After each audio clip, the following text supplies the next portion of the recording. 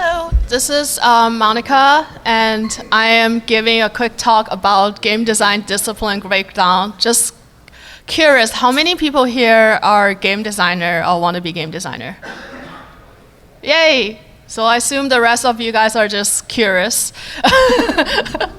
and which is perfectly fine, because the reason I give this talk is because when I was a student, this is probably one of the most confusing things. Trying to break into the industry and now know what all those design label even mean. So, quick introduction. I am Monica Fan. I am a game designer, has been in the industry for 6 years at this point. I still think I joined the industry yesterday, but time. Before I was in the industry, I had a little bit background in film and academia, and as a game designer, I have worked on a variety of projects from like indie to AAA, from like AR, VR to PC, console, mobile. Probably one day in your brain when part of my job is I work in external development, which means I get hired by a lot of studios to tackle like system design challenge, which also means it affords me a lot of opportunity to work with new technology and things that has yet to be proven. So I hope this talk can help those people who want to be a game designer, who are game designer, as well as people who are just looking to, like, if you are an indie developer who are looking to hire a game designer, how do you know what type of game designer you are looking for? And also just people who want to know more about game design as a discipline and game development pipeline. And another thing about me is I have a little bit of experience in QA, community manager, production, and art before I become a game designer. I don't have a lot of experience in programming, despite I do a lot of programming these days.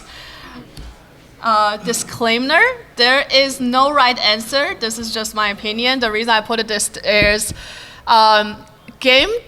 I wish there is a standardized title in game industry. Unfortunately, that has never been the case. So every couple of years, words means different things. So this is just like what is like the landscape right now. But for people who are on YouTube, if you review this in 5 years, I do not guarantee this will still be accurate. So why we have so many confusion? This is because in the ye old days, when people just want to make game, it started like, I think everyone who understand game history knows, there's like programmers like John Romero, so like John Carmack, who was like, I want to make a game, and I know how to code, let's make a game. And then they realized their game are ugly, so they were like, we need to hire some artists so our game doesn't just look like a bunch of text on the screen. So they hire artists and to like do textures, to do models, to make sure everything look good. And then one day they realize in order to keep making game, you need to make money. Which, in order to make money, you need to make games that people actually want to play and let people know they should play your game. So this is the reason I'm like having the slides is I feel this is a perfect explanation about why game design discipline looks the way it looks right now. And as you may guess, as you may think, we don't see game designer here. Game designer was not a job. Nobody ever in the room be like, should we hire a designer? And up until like recently, and even now, you will see a lot of indie studios do not have game designer because they do not think game designer is a skill or the job they need. So 3 chunks of game design. I think this is a good way to divide to understand what's coming after, but basically there are what I think generally known as 3 different parts. Although a lot of people you talk to, especially people who work in AAA, they will only tell you the first 2 parts. They do not think the third part exists or matters. But so the system game design is something I do, and it's mostly a job that derived from people who used to be programmers. And if you talk to a lot of system designers, especially system designer with like 20 years experience, a lot of them start as programmers because it started as I need to figure out how to create a system that makes the game works. But then it slowly become a game design discipline because there's the technical part about how to make a system work, but then there's also the psychological part about how to make a game fun for a player that also work with the technological part of the game, which is like game engines and pipelines and a lot of like stuff. So this is what system game design is. And it's also the most technical part of game design, which a lot of people who want to do game design get turned out by system because it's less creative and it's more like problem solving than like creating things. If you like to create, if you're an artist who enjoy creative like decisions, who enjoy creating everything out of nothing, content game design is where you should be. And content game design involves things like level design, narrative design, and many other disciplines. But mostly, content game designer are, a lot of them start from as artists, as game artists or game writer. And the third part is meta game design, which is like sometimes this can become more and more common because of live service, and as well as like, again, we need to make money to make more games. So they are the people who figure out how to make the game keep making money and how to keep the studio running. It may not be the most exciting part of game design, but it's a very, very crucial part of game design, and it also has like some creative problem solving.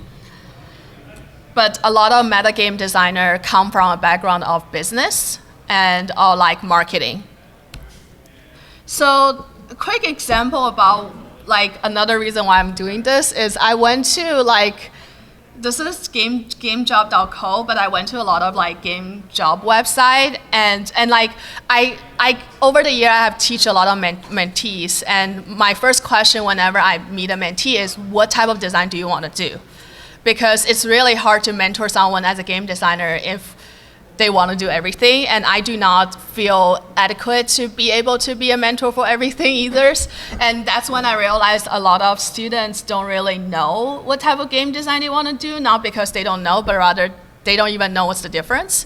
So I hope this talk gave people like some information and to figure out what type of game design they want to pursue and can keep going forward. But this is kind of like another way to see it is system is more like the science of game design, and like content is more like the art versus like meta is more like the products. And a quick example is a job post. I find a screenshot, but as you can see, you have like a variety of like different type of game design, and then you have where it's just game design. And that's when like I'm like, is this the job I should apply for? So I need to like click in and read exactly like the detailed description to figure that out. But most job websites, they just divide into design, programming, and art, but which is not really helpful when you're like a system designer who are only looking for system design job, or a content designer who only looking for content design job. And so now that we have like a quick overview about how game design like discipline works, and we can go into like exactly the detail. So system game design is something I do. I do mostly gameplay system, although you also have like game economy who are much more in spreadsheets. Job titles involve like accessibility designer, narrative design. Like narrative is interesting because a lot of company, when they hire narrative designer, when they really looking for game writer, and a lot of people who want to be narrative designer, they really want to be game writer, but for some reason nobody can figure out what's the difference. So when I'm thinking about narrative design right now, I'm talking more like narrative system and like people who do the overall arcing, not necessarily the people who write this each individual dialogue. Gameplay designer is what I do, and balanced progression designer, which how to make sure your game is not OP. You need someone to run the numbers and do play tests. And technical game designer, this is an interesting one because technically, as a system designer, you do not have to know how to code. Like learning how to code is not part of the system designer job title. That being said, it's really hard to get a job as a system designer if you do not want to touch code.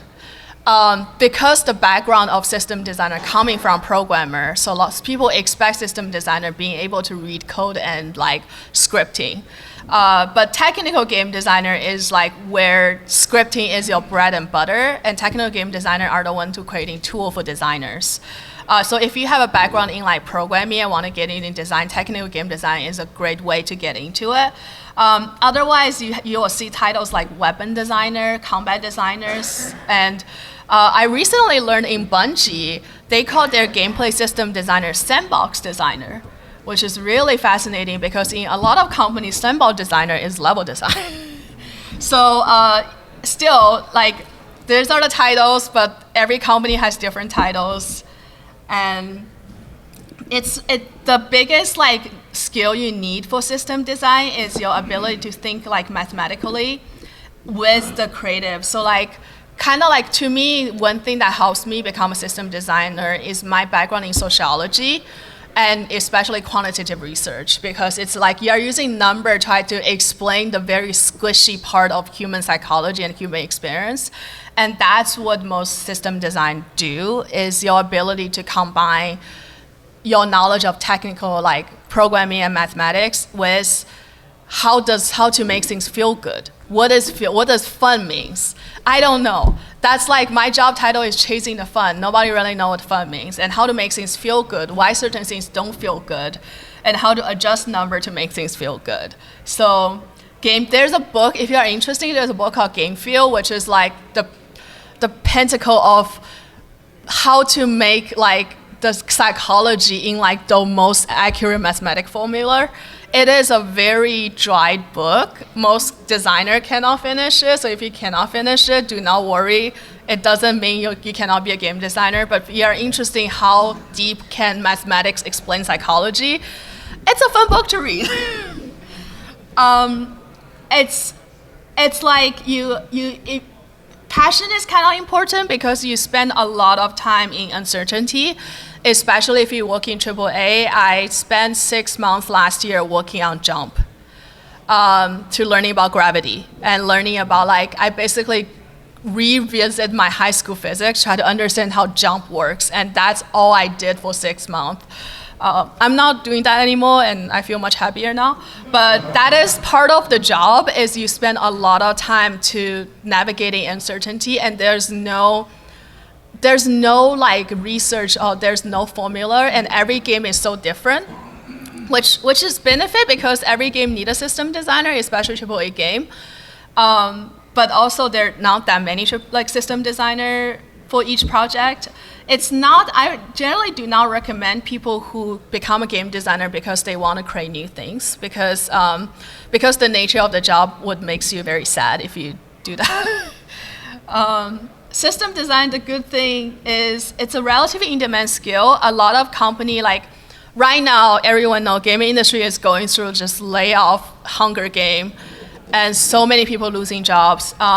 Still, you see a lot of company, their system design, combat designer, their job is relatively safe because they need those people there to keep the game shipping, and that's not really a job you can replace by AI and outsourcer. Trust me, I tried. I try to use AI, it doesn't work. And so like it's in current landscape, it is relatively a stable job. Also, there's just like this high about making things feel good, and when you finally reach that point, the joy is great. Also, another thing is you can do a lot of system mechanic innovation. When I joined my current project, the thing they told me was, oh, this will be a very good GDC talk when shipped. Because you are always looking for new things that nobody has ever done before, and that has a lot to do with I have never shipped a project in the same platform, and every like technology, every new generation of console has different opportunity and challenge. So that's like part of like the new challenge. Cons is it's a very nerdy job. You have to be most system designer are neurodivergent. I am neurodivergent, and there's a reason for that.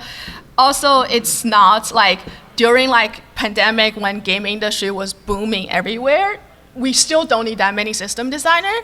Like especially for live service game, you like when you release new content, you always need new content designer, but you don't need that many system designer. And you can easily fall into a career doing the same thing. I have known people who spend 20 years doing weapon tuning for Call of Duty, and that's all they do. It's not for everyone. They are very happy, but I can see this become a hell for some people. So this is the system designer, and this is what I love the most. But next, we're talking about content designer, which is what I assume most people, when they say they want to be a game designer, what they really mean is they want to be a content designer. And I like to joke that this is the sexy part of game design. Like, I don't know if you read a lot of books or pop media about game development, and you see game designer are usually the content game designer because they're the most creative and like energetic and like exciting and keep bringing new idea. And which is like it's somewhat true, but not as dramatic in day-to-day life. It's the meat of the game. So I see system is like you're creating a skeleton, and the sad thing about skeleton is, as all the human here, you all have skeleton inside you. Ideally, nobody will ever see your bones in your day-to-day life. If they do, something is very wrong, and that's the emergency. That's the thing about system is a good system. If you know you're a good system designer, nobody will ever think about the system you design. If they started thinking about it, something is not right. Versus if you're a content designer, you create the meat and the skin, which means you have a lot to show. You have a lot of stuff you can show, and the stuff you created is the stuff that people, players see directly. They see the content first, and a lot of people love and hate game because they like the content or dislike the content. But as a result, you also people are also very vocal when they dislike and like criticizing, but if they like it, they will tell you how much it makes their day. It is definitely one of the role where you can make so much difference on like both the game but also like player experience. And like some of my favorite gaming experience are the content design in games that literally changed my life. It's really great if you have an artistic background, if you always just want to be creative and make art. And it's also possibly the most fun. However, the difference between game artist and content designer is your job is still creative problem solving. So a lot of time you are learning how to do like creative stuff within the system structure. And in like real life experience, the content and system designer are usually a push-pull. It's like we will be like, do this, and content designer was like, what if we don't follow the rule? What if we just like disregard everything you said? And then like I have to go in and be like, see, everything is broken. This is why. So it's always like this push and pull between content and system, but that's what makes good game is if content designer never questions system designer and just do everything they told, you still would have a game, but it wouldn't be as fun. Versus if system designer does not listen to content designer about what they need, you will create the issue where the system and the content does not mesh. And I think a lot of you can think about games that does that. That's not a good thing. And part of content design roles is you have jobs like content designer, game writers. Again, some place call them narrative designers. Level designer is the most common content designer. But the other part I feel less known, which is also super, super common and important, is quest and mission design.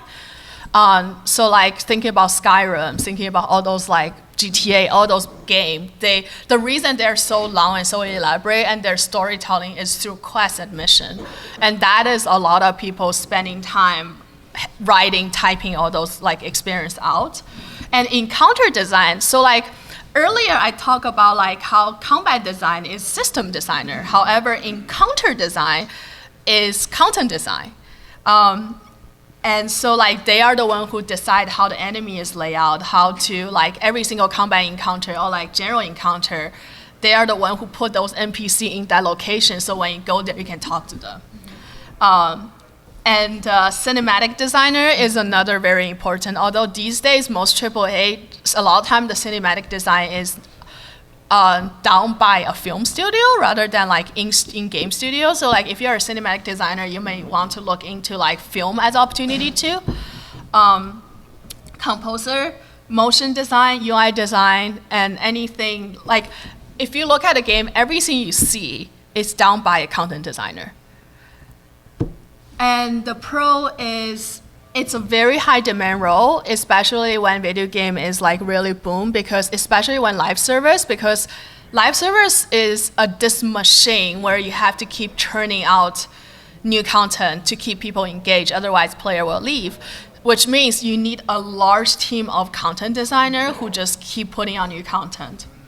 And you are the one creating memorable experience. It's easier to do portfolio. I'm very, very envious of content designer because their portfolio is just so much cooler than I am. And also like diversity and inclusion. If you are someone who wants to make the game more inclusive, content is a great way to do this. Cons, so quick, my first game design job, I was a content designer. I was one of those joined the gaming industry during like right before the pandemic where live service was really big and they need a lot of content designer. And at the time, I just finished art school and I never even, I was like, okay, I'm a very creative person. I love coming up with a new idea and getting paid to do so. I would love this job. And after a year, I realized I had such a creative burnout because having to come up with new idea every month turns out is extremely stressful, which is why I'm a system designer now. So that's definitely a thing. Like if you are the thing is like being a creative person as a hobby is very different than when creativity is what you need to get paid every month. And that's the kind of stress that, for me, it's too much, but for a lot of people, that's what they love. It's also limited by system direction, like I said, you can't just do whatever you want. You still have to follow the rules and the structure to make the game cohesive. It is very competitive. That is a caveat. Depends on what type of content you do. Audio and writing are extremely competitive. Level design, slightly less competitive. It's become more competitive these days because a lot of game writers turn into level design. But if you do encounter and quest design or UI design, it's not that competitive. So it really depends on the pitfall of us organizing this talk this way is a lot of content design can be very competitive, but that is not necessary for your particular discipline. That being said, work and hiring is subjective preference, and that's the part I struggle with a lot as someone who is not, who has a pretty non-traditional background. Is a lot of time they're not just looking for your skill to create content, they're looking for, are you a passion for example, metal music?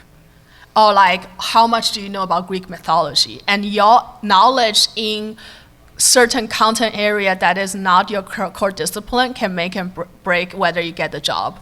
And that's the hardest part, I think, because we are all human. There's no way you cannot be an encyclopedia, so you can only know so much based on time. But I do recommend anyone who are content designer to spend a lot of time pursue knowledge and experience outside game. And one thing that is kind of true, but also a joke is just go to art museum. Go to a lot of art museum. Go to see things that is not your comfort zone. And that's very important to be a good content designer. And last but not least, meta game design. This is a kind of controversial point, to be honest. I just want to be so I used to be the IGDA anti-censorship, and there's a lot of dark pattern in live service game. And a lot of them are designed by meta game designer. But I also want to say it doesn't have to be that way. Meta game designer are the one who decide how the game makes money, but there's definitely ethical way of making money. But there's also risky way too. And the interesting thing about meta game design is you do not see that in small indie. Most small indie do not need a meta game designer. They work with a publisher that has meta game designer, and they just do they just use the resource of the publisher.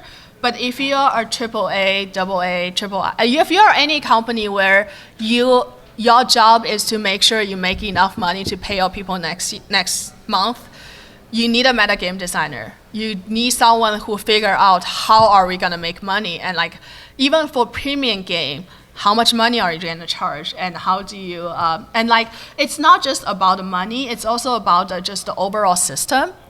Is like how do you make sure the game as not game as an art piece, but rather game as a product's gonna work, and that's very different. Is if you're making game just for fun, you don't need a metagame designer because you're just making it for art. But if you want to make money, you need to figure out how does video game as a product works.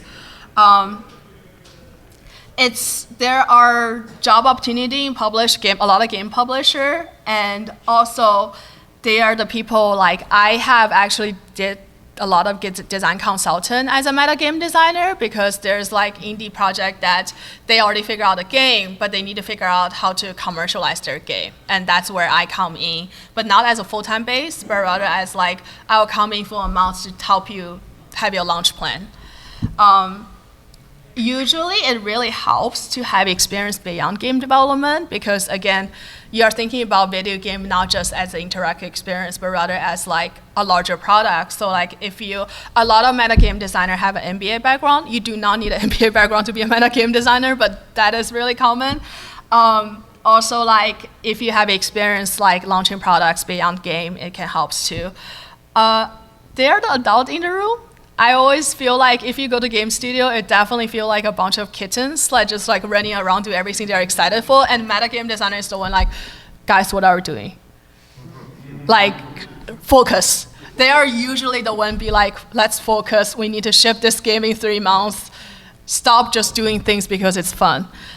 So sometimes they're not the most popular people in the room. But that being said, you need them to, if you still want a job and keep making game. And also like the other part of the metagame design is the user experience and user research. That's like kind of different than game design. Game design is like how to make things fun, versus user research and UX design is like, is this fun for everyone? Or is just fun for you and your friends? You can see a lot of game when they don't have metagame design or UX designer, and you're like, I can see this is a game there's 100 people really enjoy this, but the rest of people feel it's unplayable. Although you can say like From Software game kind of like create anonymity. It's like sometimes you don't need to make a game accessible and people still buy it. But that being said, it's not everyone can be From Software. Another thing I feel like is social system design. So like you think about games like Fortnite or Destiny or Rec Room, where you have like someone design social interaction. That is not part of core game, but that's something they need to do. Is like when you bring a bunch of players together, what are the systems you can put in so they don't just like bully each other nonstop? Which is a thing that will happen if you just bring gamers together with no system in place. So that's like another thing that happens. And dialogue designer is kind of like more into audio design, but they're the one who does like voiceovers and like voice recording. So if you have voice recording background or audio recording background, this could be a good job. Technical design, this is like, so like earlier we were talking about game technical design, which is like you design tools for game designer, but you also need this design tool for animators and artists. And that's where the technical, like animation content technical designer come from. Quality designer is something that's new, and I'm really excited as someone who used to be a QA, is we don't just need quality assurance, we do need quality assurance, but we also need like someone to create like quality QA plans and figure out like how to evaluate QA like priorities, like what bugs is important, what bugs is like, it's okay, we can ship it. And as someone who has shipped many games, I can tell you every game I ship has a lot of bugs. Ideally, the important bugs are squashed, but I haven't worked on a project where we have time. I remember when I played this game called like Game Dev Tycoon, where you were like, oh, there's 0 bug. And I was like, oh, that's so good. And then turns out I have never worked on a project where they have enough time to squash all the bugs. And that's just the reality, which is why quality designer is so important. Especially now, a lot of quality stuff are automation. So quality designer are also the one who design like automation plans and how to like what type of quality assurance we can do with automation versus what type we need human to actually play in. Meta game design as a career path, I think it's the most, so the biggest drawback of working game industry is it's not stable. Meta game design is the most stable job because your experience is transferable both in and out of the industry. So like if you have experience working in game, you can still transfer out to work as a product designer for like tech company. But if you have experience in tech company, you can transfer into game as a meta game designer. And approaching game design as a holistic experience. Other industry, and there's money. Meta game designer usually get paid a lot more than regular game designer. They get like it's common know that game industry don't get paid a lot, but meta game designer get paid closer to tech product design than like game design. Comms it's often not part of the game department, and I feel to me the reason I love being a game designer, aside from I love my job, is I love the community, I love the environment, because it's so, like I have worked in many different industries, and game development is such like a different culture that just like very fun and energizing. So, but like when you're a meta game designer, you usually work with game publisher, which means you're not part of the game development team or you're not in the same office space.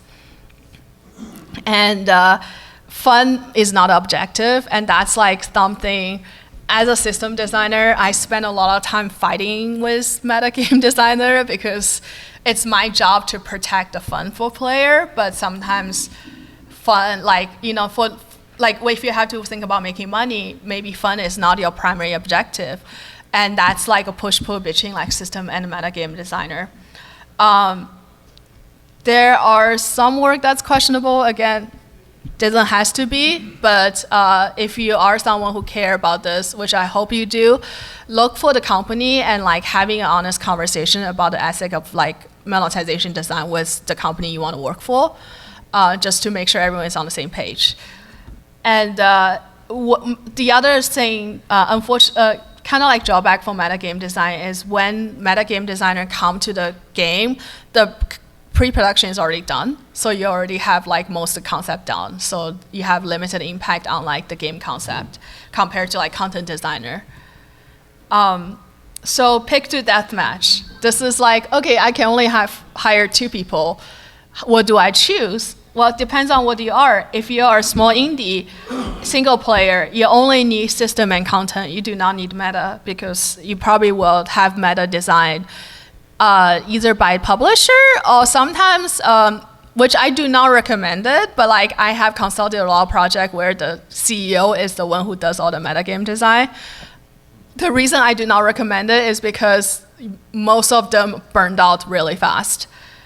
And having to operate a company and do metagame design is a bit much. If you only have system and meta products, you may be looking at a gamification company. One big example is I'm from Pittsburgh, and we're very known for having Duolingo.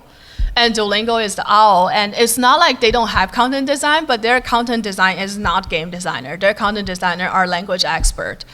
And so like you do not, like if you are gamification products, you do not need a content game designer versus you need like more like, you know, subject expert who can do content for your products.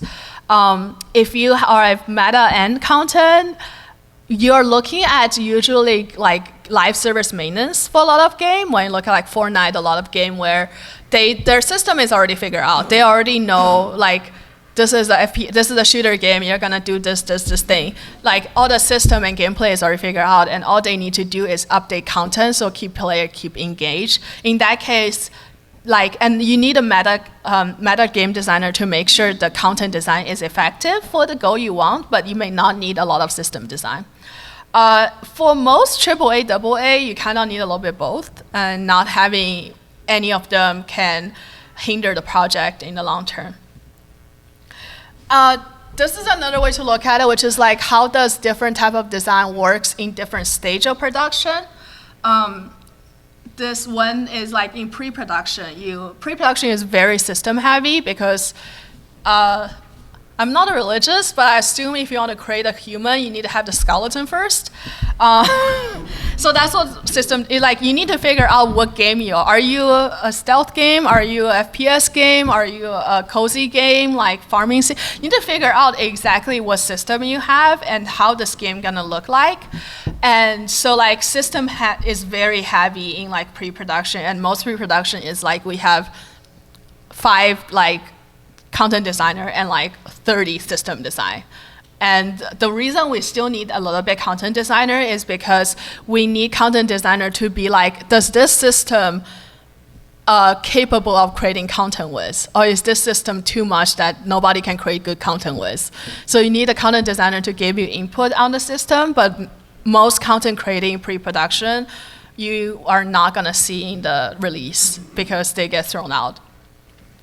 Meta is like maybe a little bit, depends on like your, again, monetization plan, but sometimes, especially when you work with major publisher, they will always have someone evaluate if this is a product that worth keep investing money.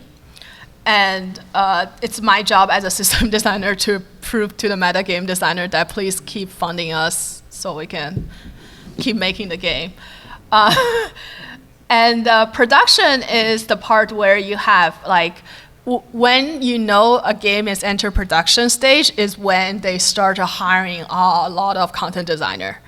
I'm in like current stage right now with our project where we just like every week we're onboarding like 10 level designer. And because production basically means content production. So you need to like have a lot of content designer to start to like putting the meat on the bones, but you still need some system designer, although we have less system designer now than last year when we pre-production.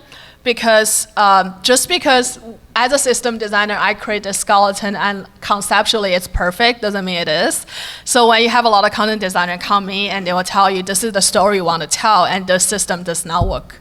So I have to like adjust and update the system. But like usually I don't really do a lot of new feature, although that still happens a lot. It's like if there's like one feature, the content designer will be like, if we just can have it, the game will be so much better. And I'm like, okay, I can do that. But creating new feature during production is kind of risky because sometimes it means all the content need to be readjusted, which it's work. And if you look like the news, a lot of like, oh, this game is stuck in development hell. Usually that's what happened, is they're creating content and realize the system is not ready, and now they have to create a system, and now they create a new system, now they have to redo all the content. Which is iteration is part of game development. That's totally normal, but also we have to be aware it burns money.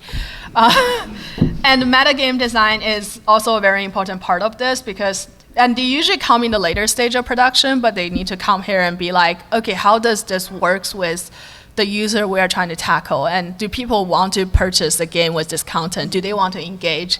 So like user testing and stuff is like, I'm working on a AAA project right now. We've been doing regular user testing in pre-production, and it's really interesting because when the game looks really bare bones, people are much more generous and positive, and now the game actually look pretty, and people just start nitpicking every single detail.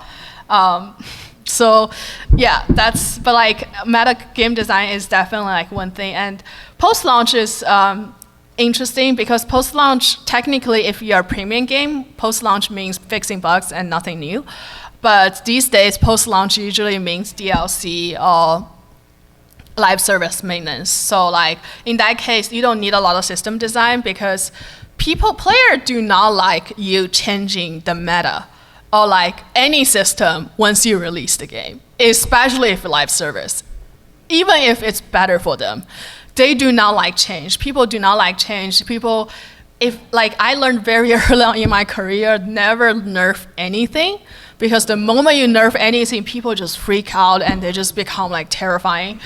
So like as a system designer, I have to be very cautious about every single change I did in post-launch because knowing that people they will be upset. And also that's something you have to be aware if you're a system designer. People will be mad at you. anything you change, doesn't matter if it's good or bad, people will be mad at you, and you will get hate mail, you will get people saying really ugly things, and it's not personal. Humans don't like change. That's just the reality. Content, you need a lot of content. The more successful game it is, the more content it is. Look at like Epic, they're hiring like new content designer every day. Because it become like, once you release the game, it become this machine where you have to keep feeding content. If you stop feeding content, it stop, and you don't just restart it. We have examples, like my company has a game where we didn't update content for like many years, and then because like rights owner stuff, but then we get the game back and we start releasing content and people come back. And that was so surprising for even us. And meta is like, it's kind of important, especially if you're on the content, because again, every time you hire a new designer, you need to find some way to pay the designer. And that's where the meta designer come from. It's like, can we have enough money to hire more content designer? But also like sometimes you release a game and realize there's some user experience that people are really mad and you need to change last minute. That happens a couple times before. So like if the post-launch is like, if the product's launch successful, you will see more post-launch game design requests. But if the game is not so successful, you may see less. And that's it. This is my talk. I can like answer some questions, but thank you.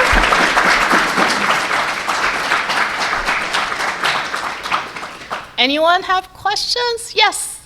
I have a couple. One yes. of them, and I'll ask them all in like one go, and you can answer how you like. One of them is just for some clarification of terminology. When we're discussing content design, we're specifically talking about things like hitboxes and like damage ratios and skeletons for the characters. We're not talking about like 3D renders, correct? Or would I be incorrect in that?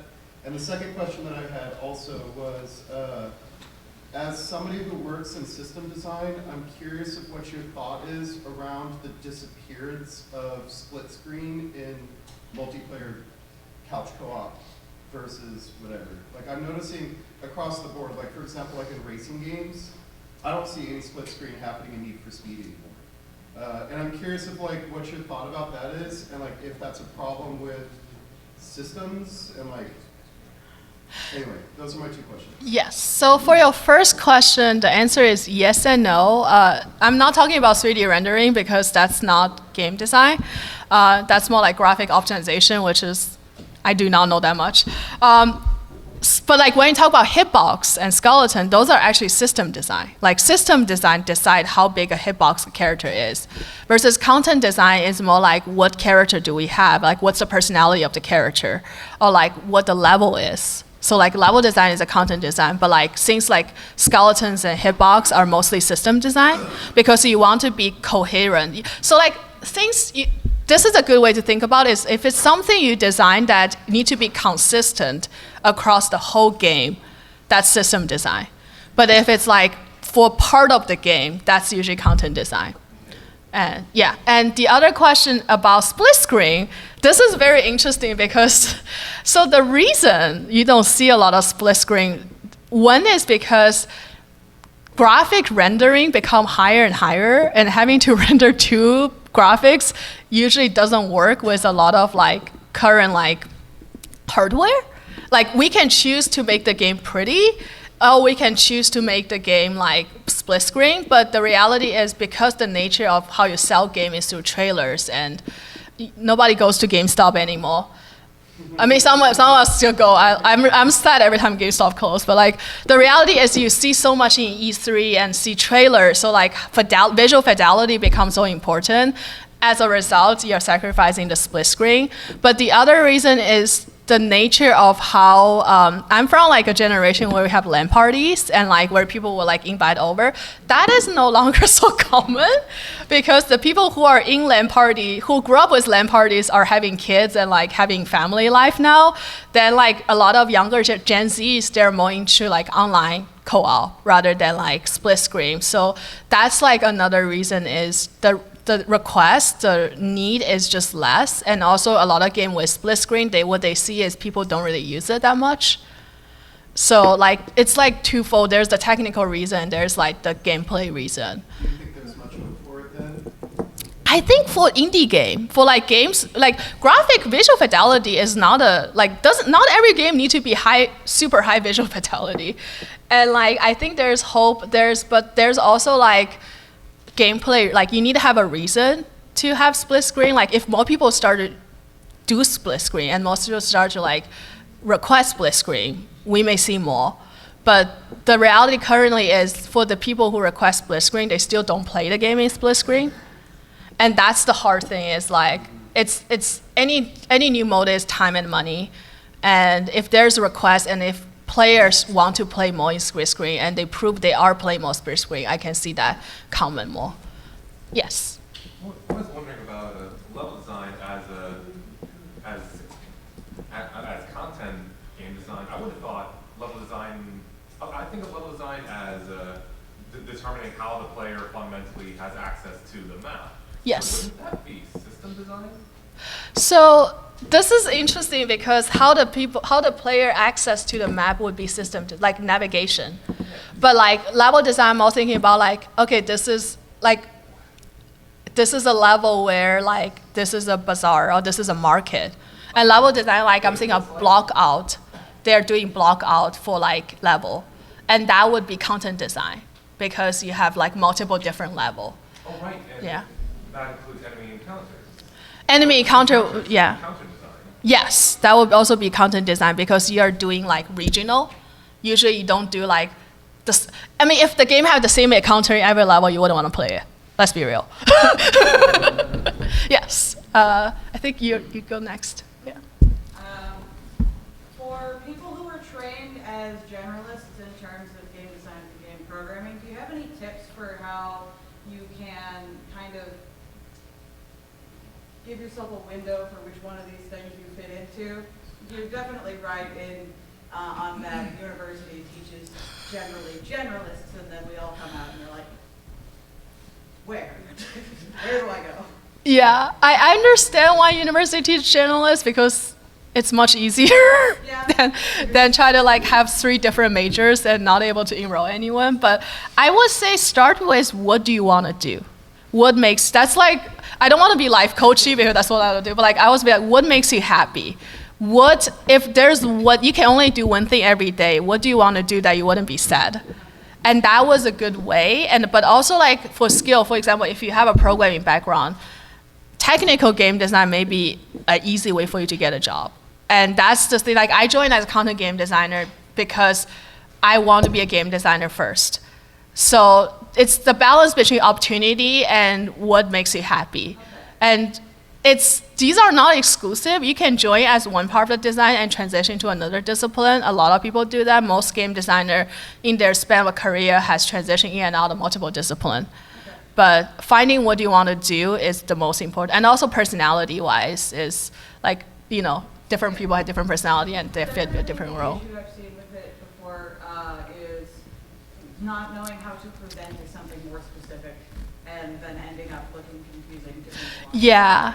So I think that's more important to figure that out. Yeah, it's important to figure out because when we hire people, we are looking for whether, like especially junior, I'm not looking for whether you have the skill to do this job, but whether you will be happy doing this job for long term.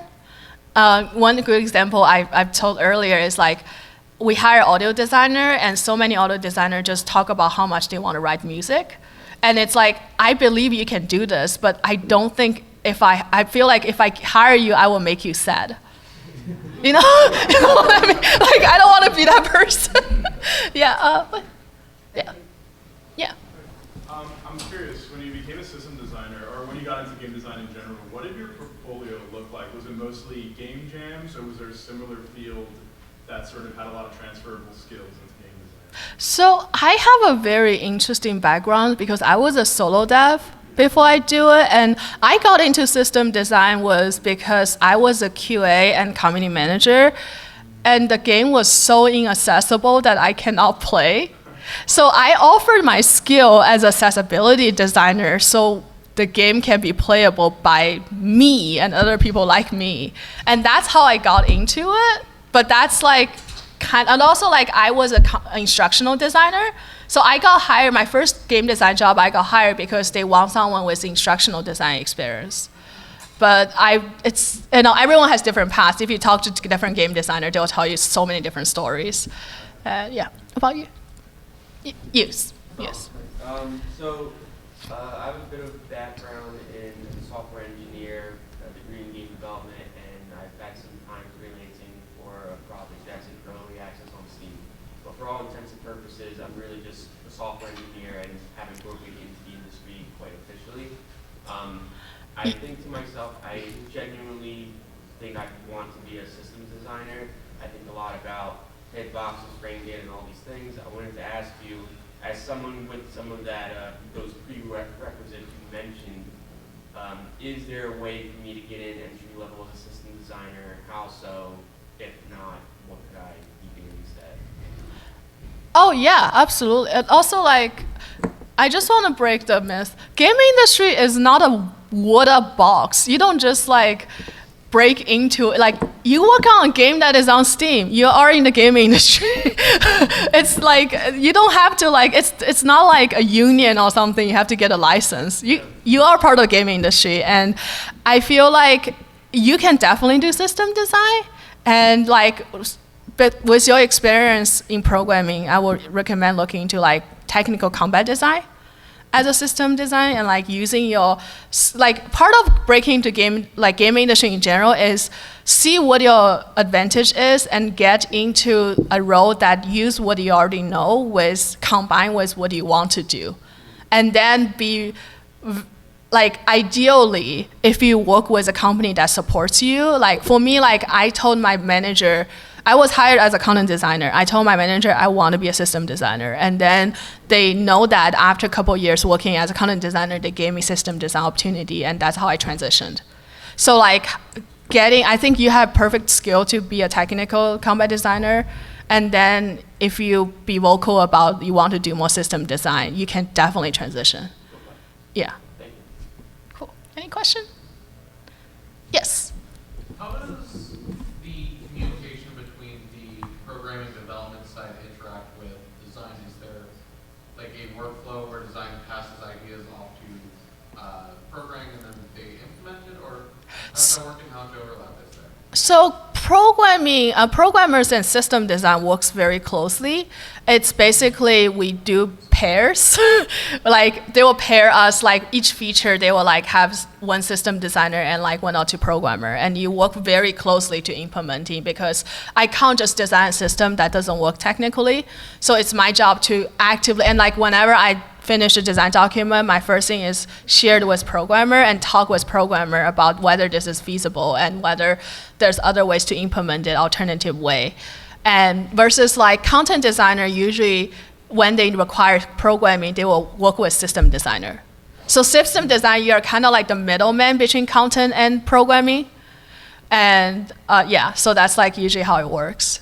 But ideally, as a system designer, I should work very closely with programmer. And yeah, I spend a lot of time with programmers and stuff. Sometimes like I spend so much time, they didn't realize I'm a designer. I have worked at a project where they just assume I'm a programmer. So yeah, I think we have all the questions. Thank you so much. And if you have any question, feel free to reach out me. You can find me on Blue Sky and LinkedIn. And that's all I am these days.